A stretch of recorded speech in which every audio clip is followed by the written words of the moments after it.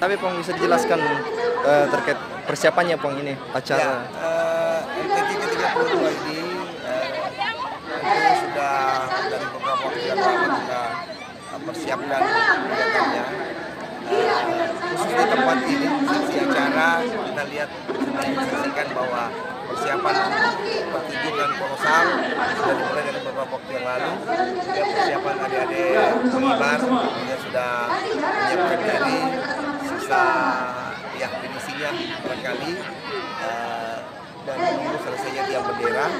Kemudian untuk acara-acara yang akan kita tampilkan atau yang akan kita suguhkan nantinya itu pada hakikatnya sisa menunggu kesiapan orangnya, karena di acara nanti kan ada kolosal sudah dipersiapkan seperti yang tradisi ada baca doa, menunggu siapa yang ditunjuk kepada suci, menunggu klarifikasi dari Kementerian Agama siapa yang ditunjuk, kemudian ya sambutan kan semua dipersiapkan oleh pribadi.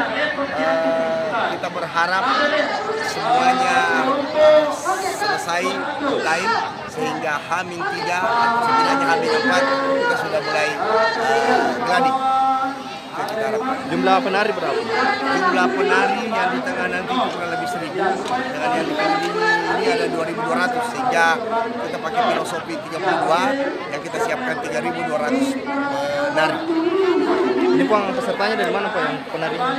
Ini kolaborasi dari sekolah-sekolah, ada SMP, ada SMA, ada sanawiyah, ada madrasah dari Pemda dan Kementerian Agama.